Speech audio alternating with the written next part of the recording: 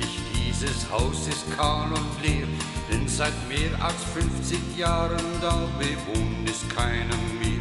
Dieses Haus ist halb verfallen und es knarrt und stöhnt und weint.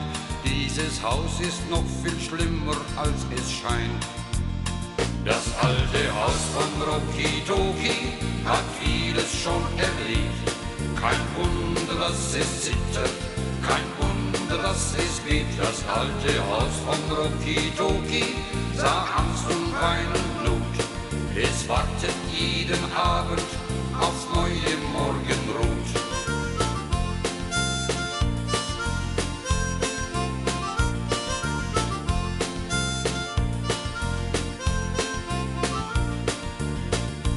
Dieses Haus hat faule Schindeln und der Sturm, der macht es krank.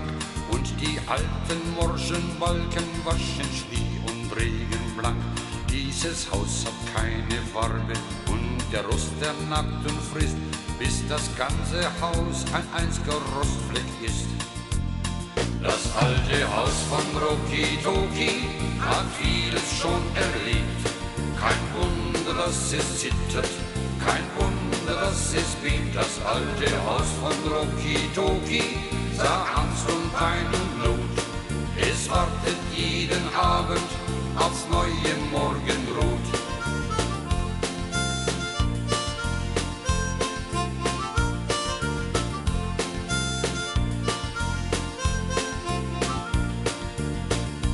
Dieses Haus ist voller Stimmen, die kein Sterblicher versteht. Dieses Haus ist voller Seufzer, wenn der Nachtwind es umweht.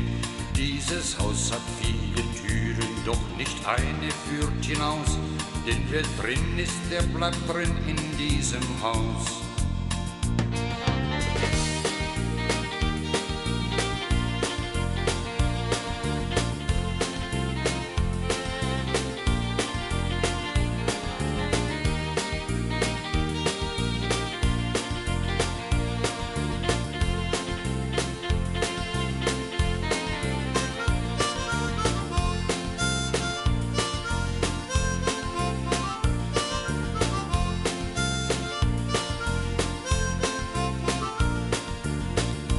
Dieses Haus will ich bewohnen, komm vom Wandern ich zurück.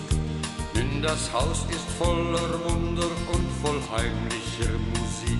Alle Sterne höre ich singen und die Schatten am Kamin leiten zu den Träumen meiner Jugend hin.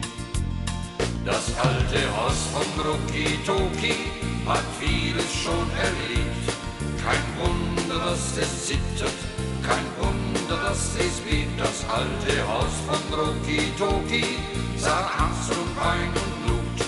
Es wartet jeden Abend aufs neue Morgenrot. Das alte Haus von Rocky Doki hat vieles schon erlebt.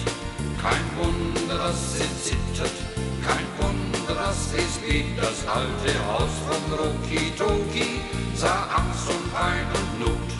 Es wartet jeden Abend aufs neue